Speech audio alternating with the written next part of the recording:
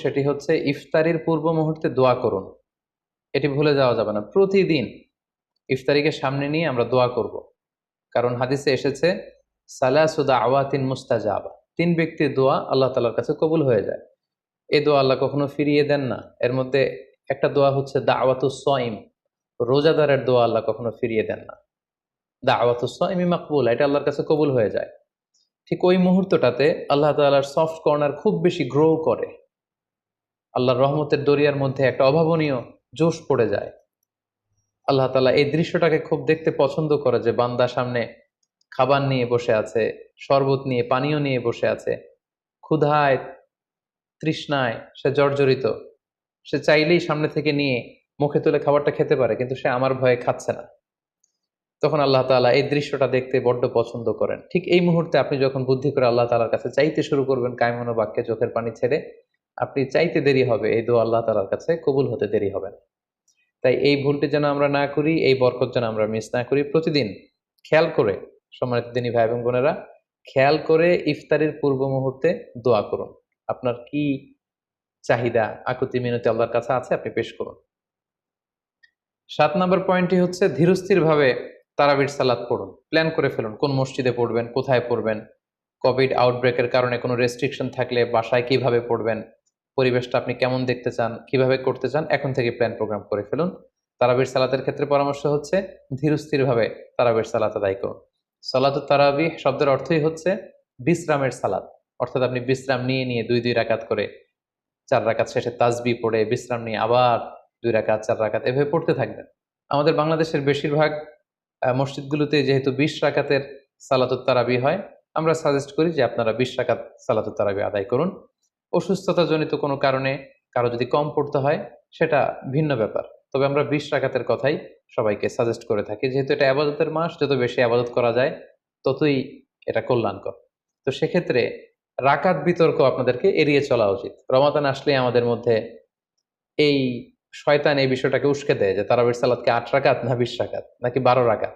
So তারাবির সালাত ধীরস্থির ভাবে আদায় করুন, রাকাত বিতর্ক এড়িয়ে চলুন। এটা হচ্ছে একটা বড় ফিতনা। কত রাকাত আপনি পড়বেন আপনার সাধ্য অনুযায়ী আপনি পড়ুন। আমরা ২০ রাকাতের কথা সাজেস্ট করি, তবে রাকাত বিতর্কে জড়ানো আমাদের কখনোই উচিত হবে না। ৮ নাম্বার যে পয়েন্টের কথা বলবো সেটি হচ্ছে শেষ রাতে তাহাজ্জুদের সালাত আদায় করা। বছরের অন্য সময়গুলোতে রাত ৪টার দিকে উঠে আসলে অনেকের পক্ষেই তাহাজ্জুদের সালাত আদায় করা সম্ভব হয়ে ওঠে না। যেহেতু রমাদানুল মোবারকে সাহারি খাওয়ার জন্য আমাদেরকে উঠতেই হচ্ছে, সাহারি খাওয়ার পরে আপনি অজু করে আপনার সুবিধা মতো ২ রাকাত ৪ রাকাত তাহাজ্জুদের সালাত আপনি আদায় করুন। তাহাজ্জুদের সালাতে সিজদায় পড়ে আপনি আল্লাহ তাআলার কাছে আপনার মনের আকুতি আপনি তুলে ধরুন। এই মুহূর্তটাতে, তাহাজ্জুদের এই সময়টাতে আল্লাহ তাআলা প্রথম আকাশে মনোনিবেশ করে তিনি ডাকতে থাকেন, কার কি লাগবে, কার খাবারের দরকার আমার কাছে চাও, আমি খাবারের ব্যবস্থা করে দেব। কার রিজিকের দরকার, রিজিকের ব্যবস্থা করে দেব।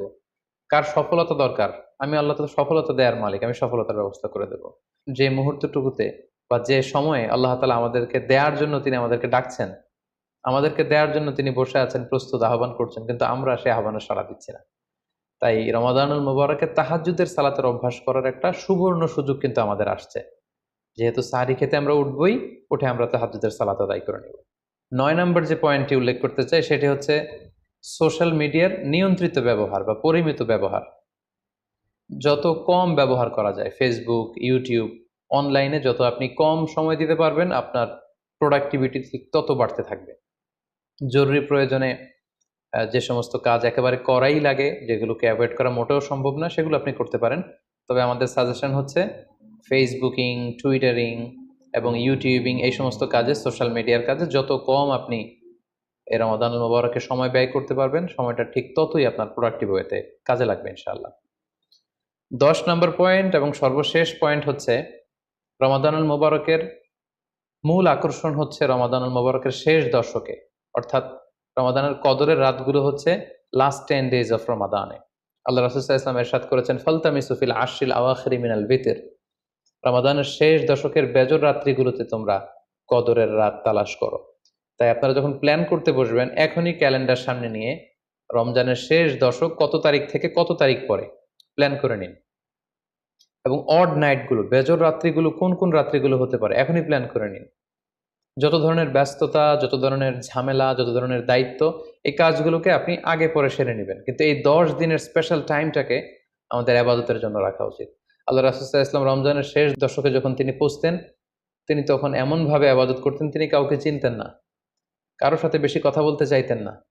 তিনি রাতে সারা রাত জেগে থাকতেন, ফ্যামিলি মেম্বারদেরকে উঠিয়ে দিতেন, জাদ্দা ওয়া সাদ্দাল মিজহার, কোমরে গামছা বেঁধে তিনি আবাদতে লেগে পড়তেন।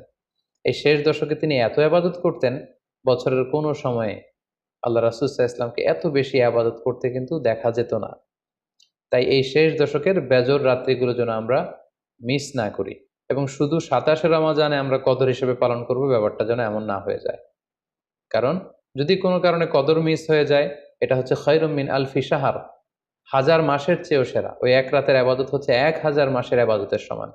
এবং আল্লাহর হাবিব সাল্লাল্লাহু আলাইহি ওয়াসাল্লাম বলেছেন, মান হুরিমা খায়রাহা ফাকাদ হুরিম, যে কদরের রাতের বরকত থেকে বঞ্চিত হলো, হি ইজ দ্য লুজার। এই বরকতের মাসে নিশ্চয়ই আমরা কেউই লুজার হতে চাই না, আমরা সবাই গেইনার হতে চাই।